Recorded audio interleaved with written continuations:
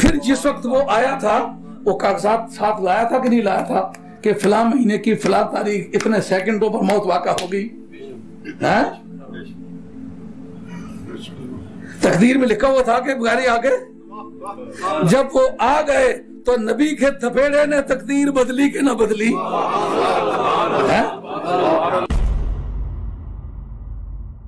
سب سے پہلے حضرت مفکر اسلام شہزادہ غوث اعظم ڈاکٹر پیر سید عبد القادر جیلانی شاہ صاحب کی ویڈیوز کو حاصل کرنے کے لیے جیلانی میڈیا کے یوٹیوب چینل کو سبسکرائب کریں اور بیل آئیکن کلک کریں۔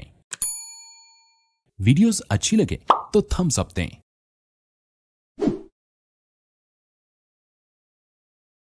کہ بخاری کے اندر بھی اور مسلم شریف کے اندر دونوں کے اندر حضرت ابو ہریرہ کی روایت سے یہ حدیث موجود ہے، آئے اور انہوں نے جان قبض کرنا شروع کی اور پوچھا نہیں، بغیر اجازت کے۔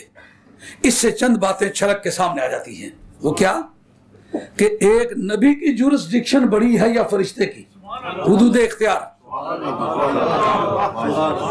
اگر فرشتے کی حدود اختیارات نبی کے مقابلے میں زیادہ ہوں تو باقی ساری دنیا سے کوئی نہیں پوچھتا تو مار لیتا ہے، ان سے پوچھے بغیر مار کیوں نہیں سکا؟ معلوم ہوا کہ فرشتے کی جورسڈکشن کم ہے، نبی کی جورسڈکشن زیادہ ہے۔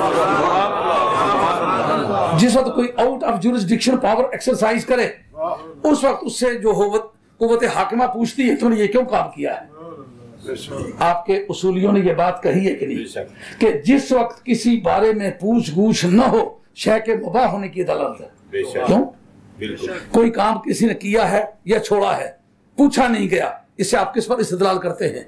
چونکہ یہ جواب دہ نہیں ہے لہذا وہ مباح ہے، اگر کیا ہے تو کرنا مباح، چھوڑا تو چھوڑنا مباح ہے۔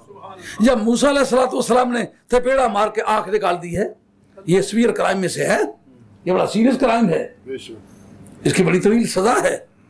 آنکھ نکال دے، رب پوچھے نہیں تو نے ایسا کیوں کیا ہے؟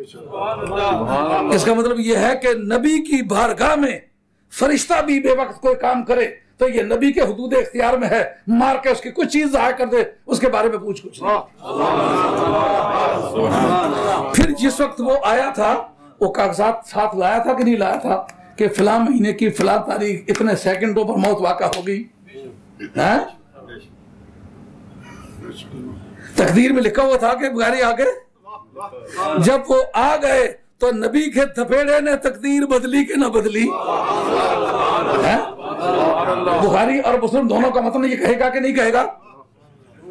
رہ جاتی ہے یہ بات وہ نبی نے بدلی ہے، ہم ولی کے بارے میں کہہ دیتے ہیں کل ما یمکن للنبی معجزۃ یمکن لولیہ کرامۃ الیواقیت والجواہر۔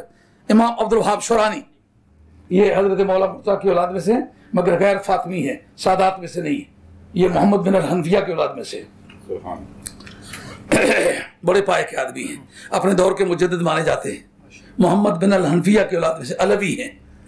انہوں نے الیواقیت والجواہر عقائد کی کتاب ہے، میرے کو دفعہ میں موجود ہے، اور یہ صرف انہوں نے نہیں لکھی، شرح عقائد نے بھی لکھی ہے، نبراس نے بھی لکھی ہے، یہ خیالی نے بھی لکھی ہے، مقالات الاسلامیین کے اندر امام ابو الحسن اشری نے بھی لکھی ہے جن کا سن وفات 330 ہے، اور امام ابو منصور ماتریدی رحمۃ اللہ نے بھی لکھی ہے کہ جو چیز کسی نبی کے لیے بطور معجزے کے ممکن ہو وہ ولی کے لیے بطور کرامت کے ممکن ہوتی ہے، اور خاص طور پر اس کے ولی کے لیے جو اس کی امت کا ہے، کہ جس طرح کے وراثت ملتی ہے باپ کی بیٹے کو، یہ روحانی وراثت ہے امت کے لوگوں کو ملتی ہے۔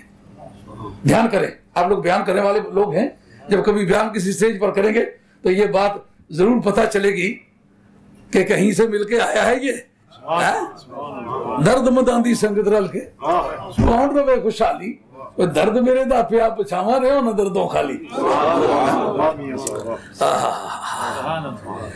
عیسیٰ علیہ السلام کی گماشتے سورہ یاسین نہیں بتاتی؟